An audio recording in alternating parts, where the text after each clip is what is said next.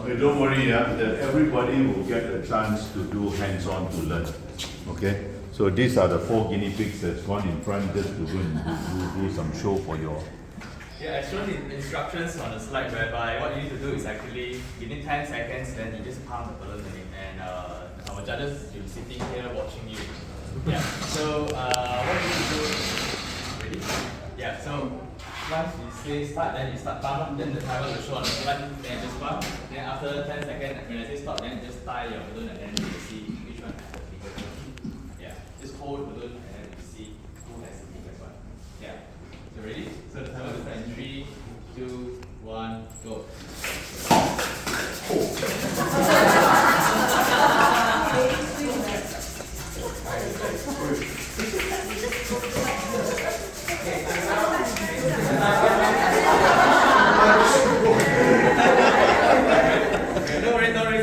Oh, Nanta, you got the biggest balloon, man.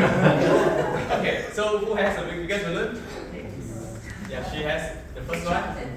The second one. Okay, Nico. Alright, thank you very much for giving that.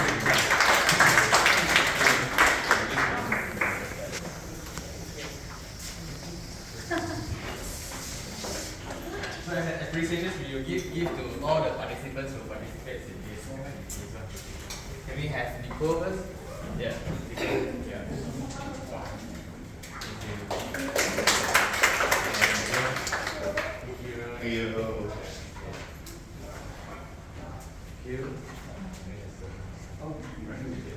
Now, what is the objective of this activity is actually, you can see Nicole has a good pump whereby she had the biggest balloon, right? As shown in the previous slide whereby the compression is at 5 to 6 cm, 100 to 120 beats per minute, and therefore she gets a better result. And in doing CPR, it's not only we emphasize on the compression part, the press, but we actually emphasize on the high quality CPR. Therefore, the guidelines are shown just now, right? As shown just now, we co-pump, right? Balance, inflate, and that is a good compression. Whereas others have issue, the errors comes in whereby could be the techniques or the failure of this causing ineffective CPR. This CPR comes in, and therefore the balloon doesn't inflate. 40 of this could be in the skill of the trainers of the person is rusty or not adequate to give effective CPR, right? On the other hand, you can see maybe the other 2 participants they pump, but the balloon didn't inflate. Why? It's because the depth they use is not adequate. One of the reasons could be when they pump, right? Normally you pump balloons, right? You pump it, right? Very fast. Now, actually in CPR, you have to allow the chest to recoil, let the heart to fill with the blood before you give every pump. And therefore, you should pump and shoot like this. 1, 2, 3, 4, 5, 6, and so on. Instead of you keep on pumping and shown here, you should allow the chest to recoil, fill with the blood, and then you pump to all over the body. Right? So that is the concept whereby the whole CPR to give a high quality CPR, therefore this is the thing that you need to do. Right? Not for the sake of pump, but give quality CPR. That's why we believe we are here today. Right? Okay? So the intention of this failure is not on purpose, but to explain how the mechanism it is. So thank you very much once again for you guys participating in this. Okay? Yeah, so I'll pass the floor to you. So for you guys, just like I said, the rate is 100 to 100 beats per minute, right? If you guys ever listen to the song BG Stay Alive, we suppose if you follow the rhythm, it's going to be around 100 to 100 beats per minute.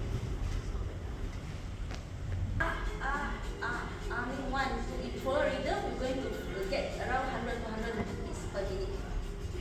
In the chorus part, not from the beginning. Yes. So, as I said, you can have some communication with CPR, for example, punctured lung, restricted liver, and fracture rate. So when you fracture the leg, it's possible to tear the liver, also puncture the lung. So whatever the complication, the first thing, the main thing, you have to make sure the patient stay alive first. Okay? So we'll settle the complication. Excuse me.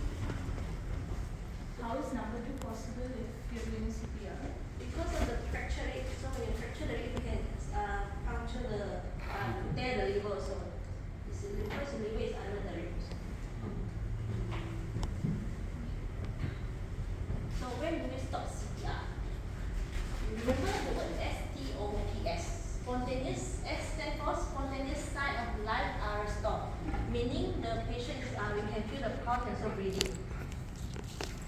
T is turned over to the medical services of properly trained personnel, meaning the ambulance arrives. So just pass over the victim to the ambulance. O is operator is exhausted. So sometimes we need to learn when to let go. So when exhausted, we really need to stop.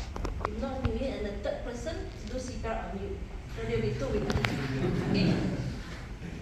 Then P and patient assume responsibility. This one is in the hospital setting and the doctor take over. S is see become unsafe. So maybe you need in some situation need to abandon the victim and save yourself.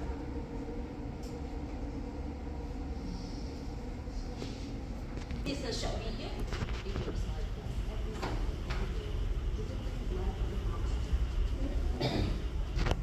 Is an amazing organ. It works hard for us every second of every day, delivering blood and oxygen to every cell in our body. But when sudden cardiac arrest strikes, our heart suddenly and unexpectedly stops beating effectively and blood flow stops. Without any intervention, the brain, vital organs, and our heart will begin to die. Beginning CPR is the person's only chance of survival. Brain damage will start to set in within 4 minutes, and after 10 minutes, brain damage becomes irreversible. The power to save a life is truly in your hands. Performing CPR accomplishes two critical things. 1, compressions move oxygenated blood to the brain to keep the brain alive. And 2, compressions keep blood and oxygen moving to the heart vessel itself, so that it has the best chance of resuming a normal electrical rhythm after a shock is delivered. As you begin compressions, you are creating an artificial pump and doing the work of the heart manually. With each good, effective compression, you are building up pressure in the system, which will move blood around the heart and up to the brain. It does take time to get the blood moving with CPR, so it is very important to push hard and push fast to build the pressure up, which keeps blood going to the brain. Pushing down at least 2 inches allows for the heart to be squeezed and blood to move out. Pushing at a rate of 100 to 120 compressions per minute is necessary to keep blood pumping. Let's see what happens when we take our hands off the chest. Blood stops moving to the brain. It is for this reason that if you are taking your hands off the chest to deliver breaths or switching roles, it is critical to minimize time off the chest. Watch what happens when we don't push deep enough. Blood does not reach the brain. The same is true if we do not push fast enough. Watch what happens when we push too fast. The heart does not have time to refill with blood. Therefore, not enough blood gets pumped out. Watch what happens when we don't allow the body to decompress and allow the chest to fully recoil. The heart does not have a chance to refill with blood. Therefore, no blood gets pumped out. So remember, the key purpose of delivering compressions is to keep oxygenated blood moving within the heart and up to the brain to keep the brain alive. We need to push hard and push fast in the center of the chest. If ribs break, that's okay. What's not okay is allowing the brain to die from a lack of oxygen. So remember, you are their only hope. Do the best you can, and don't give up until medical help arrives or an AED is present. You can do it.